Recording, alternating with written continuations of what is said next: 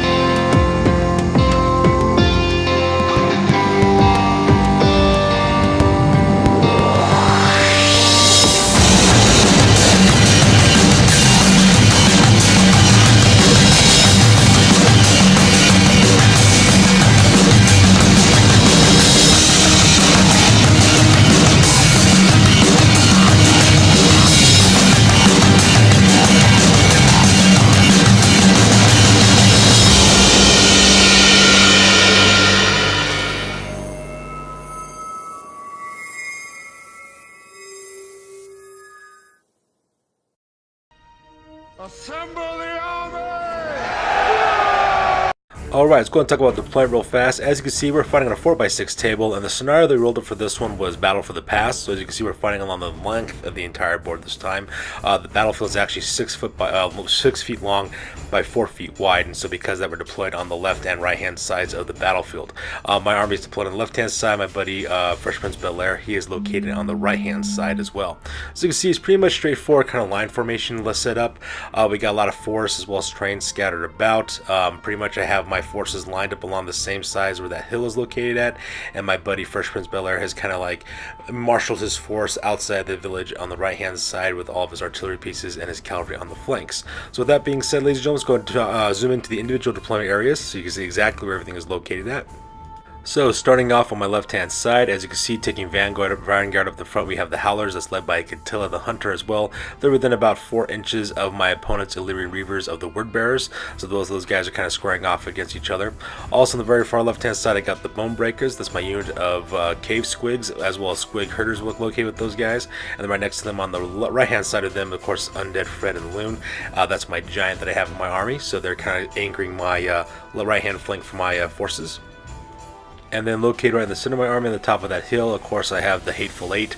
That is my Arachnarok Spider with my level 4 Force Goblin Shaman on board. He's also got the Catchweb Spider Shrine. I also equipped him with the Channeling Staff as well that gives him a +1 to channel, which means that this guy now has to roll 3 up and he gets an automatic power dice. Also gives him Lore Master for the Lore of the Little Wasp. That's also kind of helpful as well. Very powerful unit. Looking forward to see exactly what he can do when it comes to grip to my enemy. And then finally on the very far left hand side of the flank, of course, is where the majority of my army is located at. I have all 3 of my goblin units. I have those Sneaky Gits, which are the yellow hooded Night Goblins over there in the far left. In the center, of course, I got the Ludas. That's my huge unit of 40 Night Goblins right there in the center. On the right hand side, of course, I got them Backstabbers. That's the red capped Night Goblins located on the right hand side too. All 3 units have full command, all 3 units have netters, they also have 3 fanatics apiece as well, and then right behind them of course I have Ground the Punch and Niblet, that is my general, as well as Battle Standard Bearer on that chariot. Kind of gives him a nice little bonus to leadership bonuses as well, also gives him a little bit more teeth in close combat to kind of help him out survive as well. And then right behind them on the top of that tower I have my 2 Goblin Doom Divers, them Kamikaze Boys, because no army is complete without those guys. Those things are freaking amazing. Alright, next up we have my opponent's deployment list. On the left hand side you can see Fresh Prince Bel-Air put Tyrion, as well as his Lord Tyrion's retinue, which is basically his 8-man unit of Silverhelm Knights. Located on that unit as well, he's got Diani of the Two Souls, that's his level 2 Beastcaster, who's located on top of who's riding a Elven Steed as well. And those guys are there just kind of like securing his left hand flank for his army.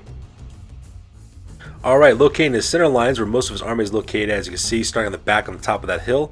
He's got his 3 Eagle Call Blow Throwers. Those guys are the Falling Leaves of Avalorn. Then position on the top of the hill because it gives him a good field of fire across the entirety of the battlefield. On the left hand side he's got his Lord Master's Blades, which is 19 Blade Masters, and also Teclis is located in that unit as well, so that's a very, very powerful magic caster. So my opponent brought both of those guys out for this one, so really powerful special characters. In the back and the center, of course, are his Grey Watch. That's his unit of 24 archers. Those guys are all Lothar and Sea Guards armed with bows, so those guys are very, very deadly. At the same time, the center, he's got his Everwardens with that unit of 25 Spearmen. Also his Battle Standard Bearer is located in that army as well. And the right hand side, of course, he's got the Everqueen's Rangers, which is a unit of 15 White Lines of Trace with the War Banner as well. And then finally, making up his right hand flank, you can see he has his 8 Illyrian Reavers, the Word Bearers, kind of facing off against my Howlers. On the very far right hand side there, he's got his Sunrunner, which is a Terranok chariot as well. So pretty deadly, kind of like cross the lines, kind of deploying for both sides. With that being said, we're going to roll for initiative and see exactly who takes the top of turn number 1. Okay, so that takes the top of turn number 1 for the High Elves. This picture is taken directly after the move phase. As you can see, the very first thing that my buddy Fresh Prince Bel-Air does is he charges both his Terranok chariot as well as the Illyrian Reavers directly into the Howlers as well, which was actually kind of a bold move. I actually thought he was actually going to use his chariot as well as the Illyrian Reavers to kind of harass my forces, but he decided to kind of fully commit on that. It's also kind of a good idea too. That Reaver chariot gets D6, sorry, not Reaver chariot, that Terranok chariot gets D6 plus 1 impact hits, so could be very devastating for my Howlers because these guys are goblins, they're not exactly orcs. So their toughness isn't all that really high as well. So because of that, those guys will now be engaged in close combat the next turn as well. For the most part, my buddy Fresh Prince Bel-Air doesn't really move any of his forces. He keeps everything kind of back. Makes kind of sense because on the left hand side I have all my fanatics, so he's keeping those guys back as well. The only forces he does move forward is his White Lions of Trace. He moves them up I think 5 or 6 inches. I forgot which, heading towards that little forest area next to that hut that's located in the middle of the table there as well. But everything else pretty much stays where it's located at. Makes kind of sense. He's playing a High Elf army. It's designed to shoot. He doesn't have to come towards me, so I have to go for him because I'm goblins and that's exactly what I'm designed to do. However, during the magic phase, he does cast off Hand of Glory onto this unit of Sea Guard located here in the back rank. Not Sea Guard, unit of Archers located in the back rank as well. It gives them +2 to their ballistic skill, so because of that, these guys will be able now to hit, I think on 2 is what they end up having, because they end up having a ballistic skill of 6. So very, very deadly. When you combine that with Zach with their longbow shots, makes them very, very deadly as well, so not looking forward for these guys shooting at me in the next turn. And because my buddy Fresh Prince Bel-Air brought Teclis with him, his magic phase never quits. So because of that, he also casts Walk Between Worlds off onto his unit of White Lions of Trace, moves those guys up for 20 inches as well. So as you can see in this photo, we got some brand new trees that we actually have, as you can see on the right hand side. Those are brand new kind of terrain piece that our resident terrain maker Iron Major made for us. He made it out of basically like filtration padding that's used for swamp coolers.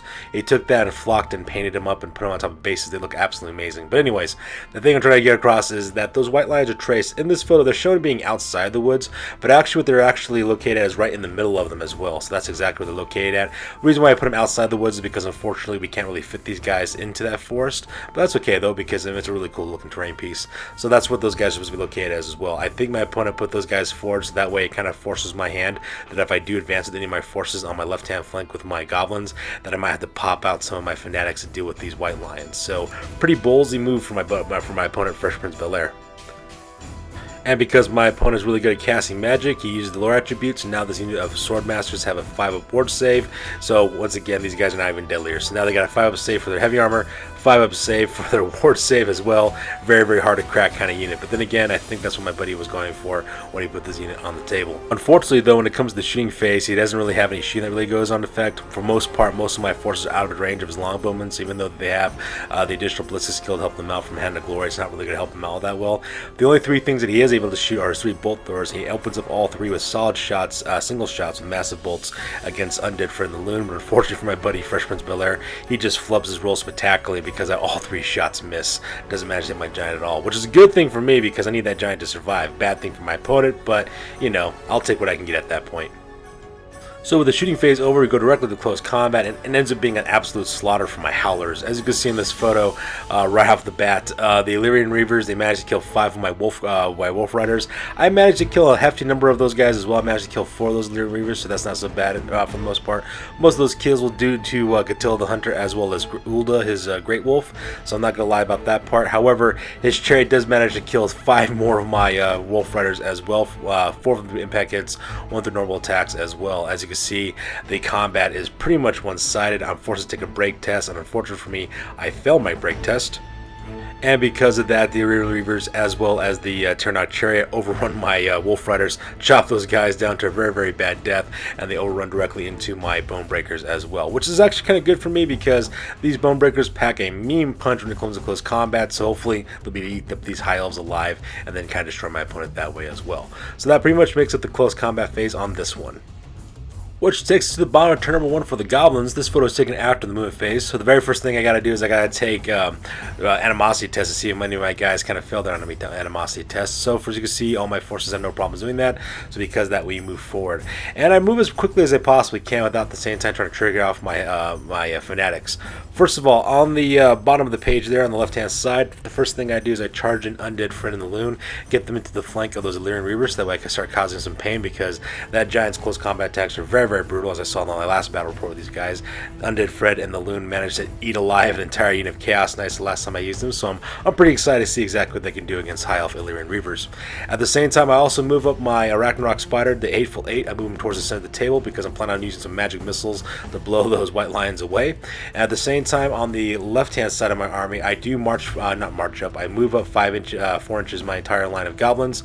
Unfortunately for my Backstabbers, which is my right-hand unit of Goblins with the red caps, because I got so close to the White Lions, I did spring my Fanatics, and the Fanatics had to charge forward. But because those White Lions are located in the middle of that forest area, the rules state that if Fanatics run into any terrain, they automatically die, so I'm out 3 Fanatics as well, which is actually kind of painful for that part. So I was kind of sad about that. The rest of my forces, however, move up towards the center of that hill there. Also on the left-hand side, I kind of move up and move up 9 inches Ground the Paunch as well as Niblet, so that way they can protect my left-hand flank.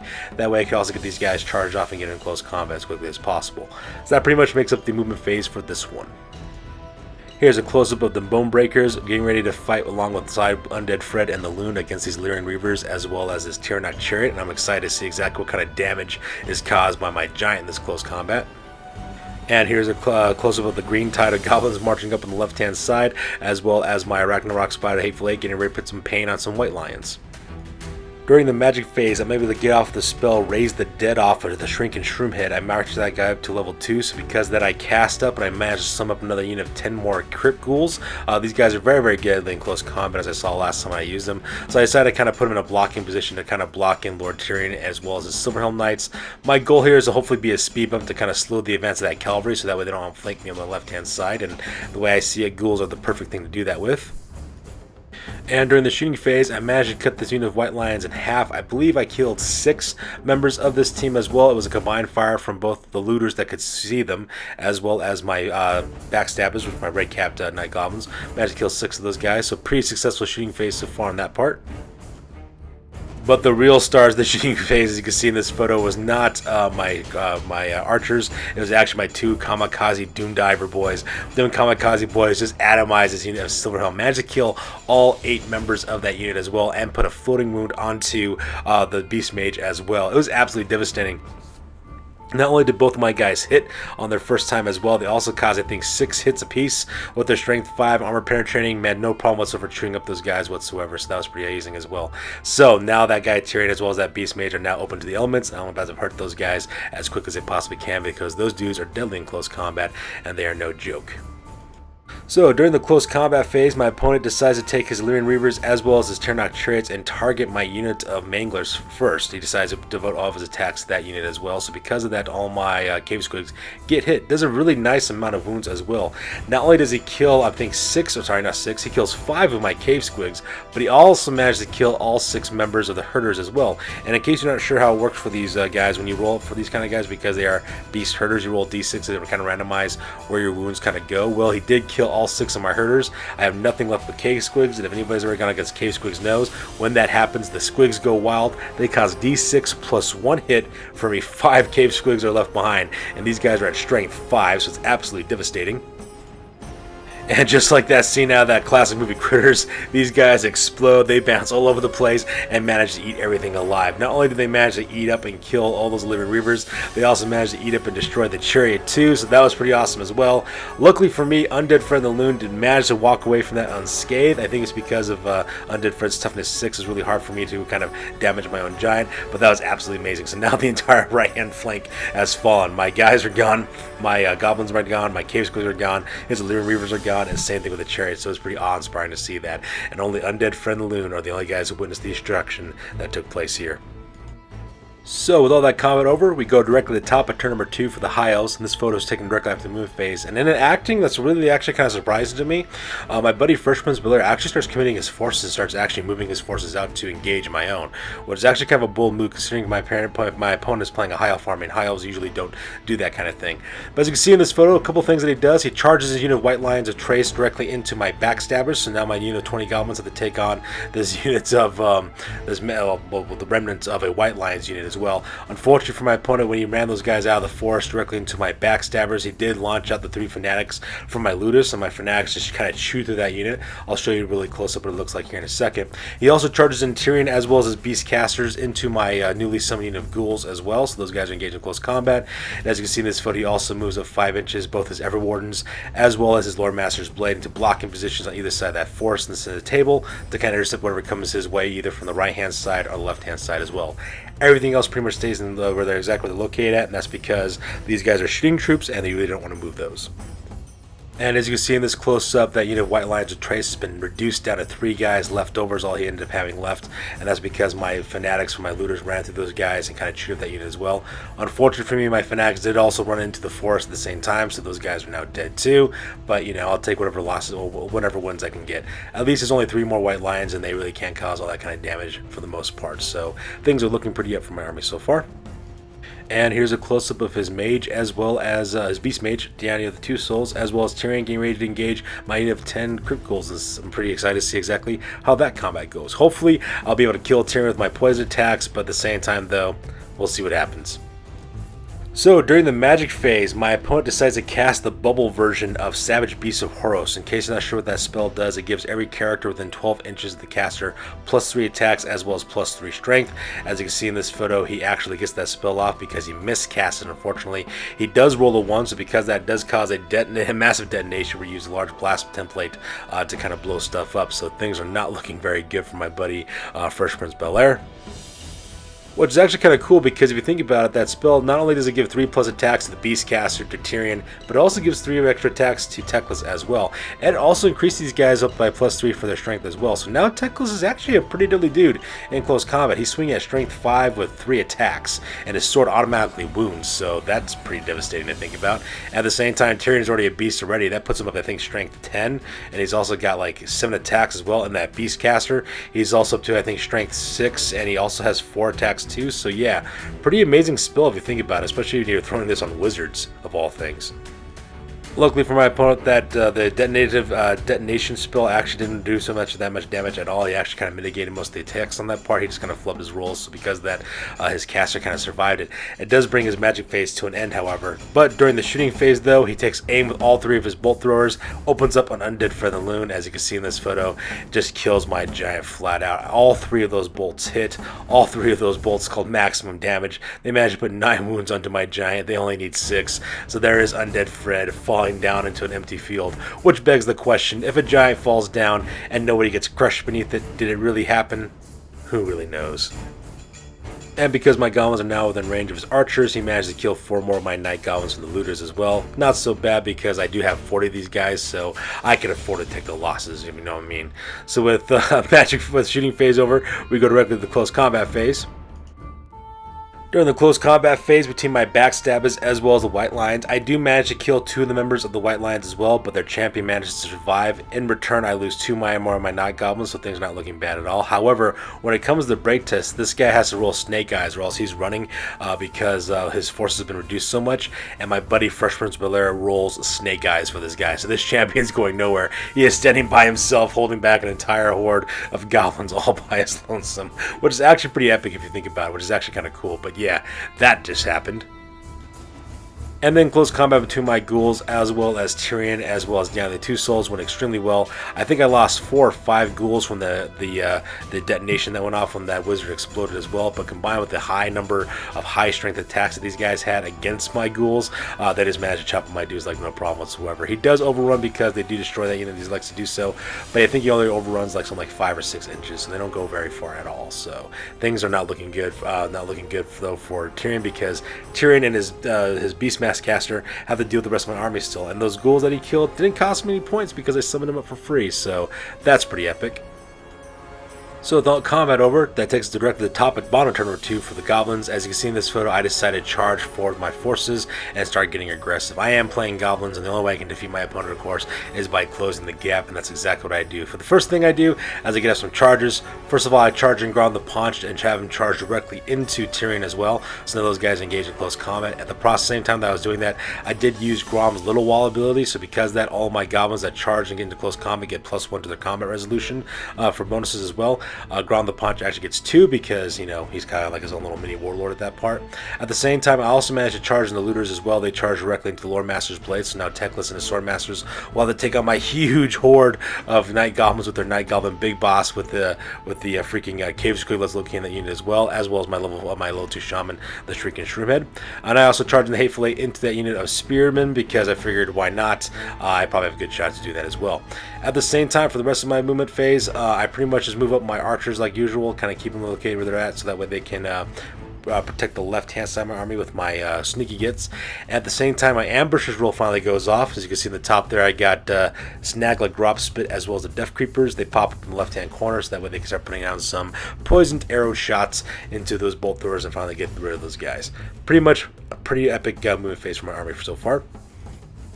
Here's a close-up of the Hateful Eight charging to the Everwardens. I'm planning on having my giant Arachnarok Spider eat some Spearmen alive because apparently eating High Elven Spearmen is good for your health. And here's a close-up of my Backstabber still engaged with the champion from the White Lions of Trace, only this time I got a +1 combat resolution bonus because of the Little Wall. And here's a close of my Ludas engaging into the Lord Master's Blade against Teclis, as well as Ground the Paunch and Niblet taking on Tyrion, as well as that Beastmaster caster. As you can see, I got +2 combat res for Ground the Paunch and +1 for my Ludas as well because I decided to use the Little Wall to do it. And finally, here's a close-up of Snaggle Grop Spit, as well as my Spider Riders, the Death Creepers, getting ready to engage these Eagle Claw Blowthrowers and getting rid of them once and for all because those things are the bane of my existence. During the magic phase, I rolled to see exactly how much paradise I get. As you can see in this picture, I rolled 2 1s, so because of that, I broke concentration, so I have no magic phase, which kind of sucks because I got a lot of units engaged in close combat, and Daddy needed some buffs and some hexes in order to make those combat go off, so because of that, I'm going to have to rely on brute strength and endurance to survive, and I'm playing goblins, and everyone knows goblins have no brute strength whatsoever. So with no magic, we go directly to the shooting phase. As you can see, I opened up with my Snaggle Grop Spit as well as the Death Creepers. Managed to kill off one of the Eagle Claw Blowthrowers because he managed to blast that thing off the table with some poison attacks. So that part was pretty epic. Unfortunately for me, my Kamikaze boys missed their shots, so that takes us directly to the combat phase. As you can see in this combat between the Hateful Eight as well as the Everwardens, actually ended up being pretty good. Not only did I kill their Battle Standard Bearer because I targeted my attacks with my Arachnarok Spider Venom Surge attack onto that guy, so I managed to kill the Battle Standard Bearer, so now he's dead. But the rest of the attacks with my Thunder Stomps and everything else managed to kill killed 5 more High Elf Spearmen as well, which is always pretty epic as well.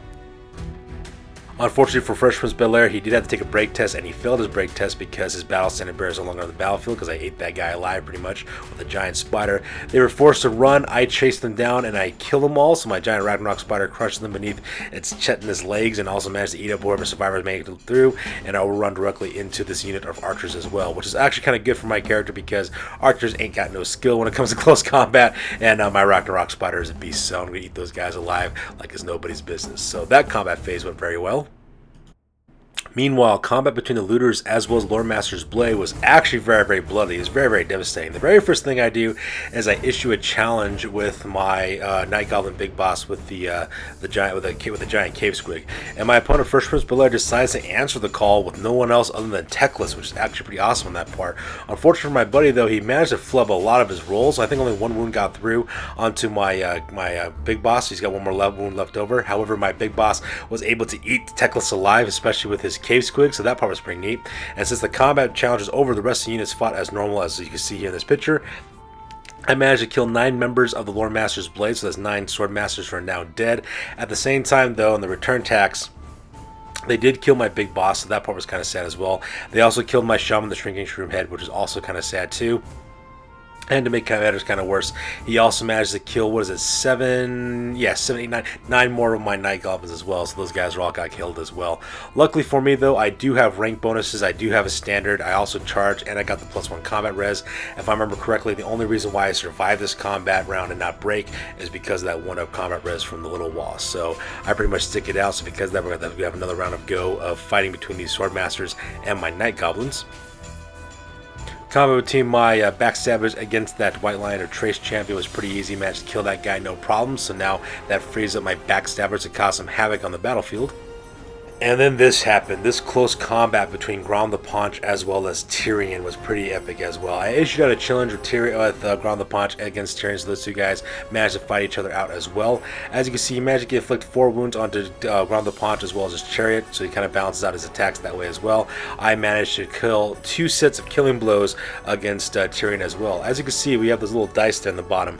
My first 6, because I rolled 1 attack at a time because I wanted to see if I got any killing blows.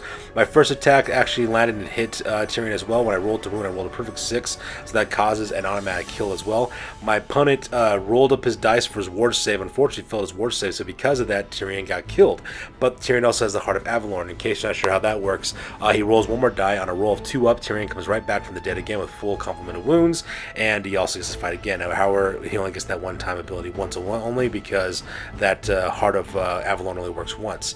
My second attack didn't do anything against him either, so it got blocked by his armor save, his war save as always. But the very last attack that I had rolled up another hit as well as another 6 to wound, so because that caused a killing blow, my opponent rolled up to see if he survives his war save, rolled another 2, unfortunate for him, so because of that, Tyrion is now dead. I managed to kill the general of the High Elf army with Grom the Paunch. Because that combat between the duel got over, we went to the rest of the attacks against Niblet as well as my my wolves against his Beastmaster chariot, against his Beastmaster caster. Unfortunately for him though, his attacks kind of flubbed on that part, didn't really cause any damage. However, my wolves as well as Niblet managed to eat that Beastcaster alive.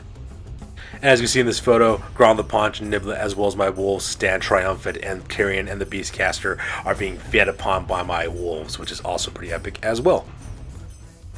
And because I won that close combat, I do a quick combat reform, kind of angle Grom the Paunch and Niblet in the chariot a little bit to the right hand side, so that way they can start charging the left hand flank of those sword masters and provide some relief for my looters as well.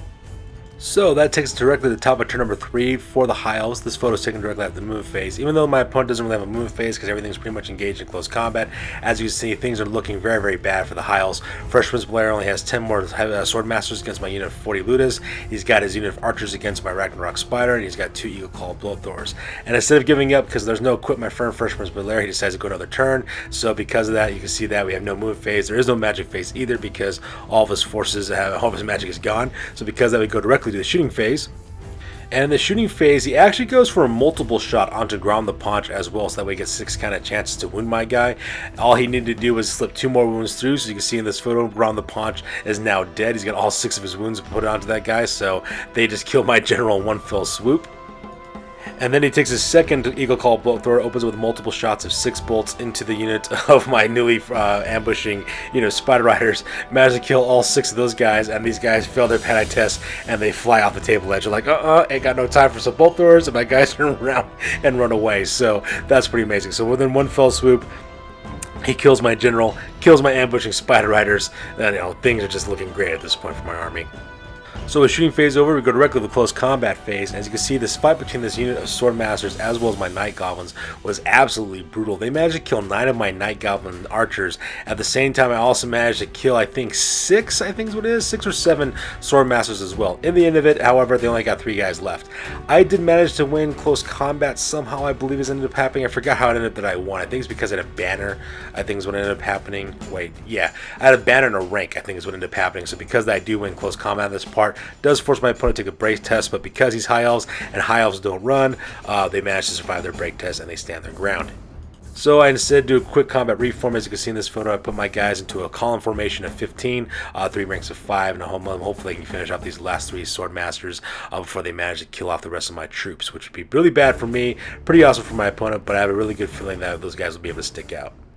Close combat between the Hateful Eight and these archers was absolutely devastating for my opponent. As you can see in this photo, I managed to kill, I managed to kill 9 of these guys. I managed to eat them alive with my Ragnarok Spider. They in turn only managed to cause 1 wound onto my unit totally. So because of that, they take a massive loss and they have to take a massively huge chunk out of their break test. My opponent rolls for his break test. He fails his break test.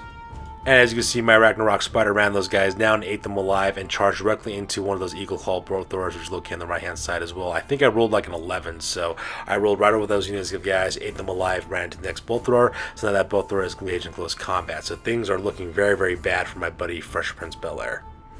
And that, ladies and gentlemen, takes directly to the end of the game. As you can see on this photograph, my buddy Fresh Prince Bel-Air realizes the only thing he has left is 1 unengaged unit of Eagle Claw Brothars, 3 Sword Masters, and that's all he has left. He decides to call the end of the game at this point because he knows he can't recomp the amount of points he lost because he beats me by far for all the kills that I made. So that being said, ladies and gentlemen, this ends up being a victory for me. Let's go and talk about exactly what happened in the after action report. Sure, I could have stayed in the past. Could have even been king. But in my own way, I am king. Hail to the king, baby. Alright, now it's time for the after action report. This is the part of the battle report we talk about what went well, what went poorly, and what we can learn for the next time that we do battle. This is the after action report for Warhammer the Golden Age battle report number 33. It was fought between Fresh Prince Bel-Air, the Avalon Guards of his High Elves, versus Commander CheapSkate of Wagram of the Goblins. Ended up being a victory for yours truly. So let's go ahead and talk about the losses real quick. For my losses, I lost Gromp the Paunch, Niblet, the Shrinking Shroomhead, the Mangla, Snaggle Grobspit, Catilla the Hunter, the Howlers, the Death Creepers, the Bone Breakers, as well as Undead Fred and the Loon. For my buddy Fresh Prince Bel-Air, he lost Tyrion, Teclis, Diani the Two Souls, Silent Fane, the Sad Flutes, the Everwardens, the Word Bearers, the Sunrunner, the Everqueen's Rangers, the Lancers of Avalorn, and the M1 Eagle Claw Bolt Thrower. In the end, though, what ended up happening in this battle report is that this battle is nothing more than a comedy of actions for the most part. Basically, we both had plans. Our plans just fell apart one after the other, and the reason why our plans fell apart is because we didn't stick to what we were good at. For my army was designed to kind of move forward, occupy a spot, and hold that position, and then fight off anybody who comes attacking. My buddy Fresh Prince Bel-Air, his army is all about staying in the back and making your opponent come to you, and then shooting you pieces along the way. What ended up happening is that both of us are kind of desperate for a quick win for this one, so we took the offensive way too early, and because of that, that caused one bad decision after another on both sides, and it kind of led to us being like destroying our forces more than it should have. For example, Fresh Prince Bel-Air should have kept back and not advanced. I should have gotten over eager and charged, but because we did that, we lost a lot of points between us in close combat, so that's what kind of like affected our gameplay on this one. Forcing me out my original plan really threw me off. My opponent kind of attacking me and just going on the offense really threw me off. I was not expecting that, so because of that, I was pretty much reacting to whatever Fresh Prince Bel-Air was doing, and because I was reacting to everything that he was doing and not focusing my plan, that ended up being a real challenge for me, and I lost the initiative, which is never a good thing to do inside of a battle. At the same time, it was also a real challenge trying to keep up with all of his magic and shooting this battle. We were going back and forth on the shooting, me losing concentration, I would have a magic phase, him getting some pretty good magic phases off, and his having weakening shooting while my shooting was really good. Really kind of threw us off at the same time. At the same time, also losing my fanatics really tied me up in a traffic jam. I was trying to put my goblins in such a way that they can maximize the use of the fanatics. Because I was kind of delaying and not moving my forces as much, my goblins got kind of tied up, so because of that, it left my left flank kind of open, which caused me to do something really crazy like charging in my general in close combat. So in the end, the only reason why I won this game is because of pure dumb luck. That's what carried me through this game, and that was all that it was. Once again, ladies and gentlemen, this was a fun game, awesome opponent as always. Looking forward to the rematch. As always, you guys, please feel free to like, comment, and or subscribe. Your guys' input is always appreciated. Also, check us out on Facebook and Instagram and Google Plus for all the latest and greatest what we're doing on our hobby. Remember, ladies and gentlemen, we alternate every Thursday between Warhammer the Golden Age, which are our Warhammer 8th Edition Fantasy Battle Reports, with Tales from the Underhive, which are a series of Necromunda Battle Reports. And on Sundays, we alternate between the 9th Age, which is our 9th Age Battle Reports, the 9th Saga, as well as Age of Sigmar Battle Reports, which is called Age of the Realms. You guys stay classy. We will see you on the next one. Peace out.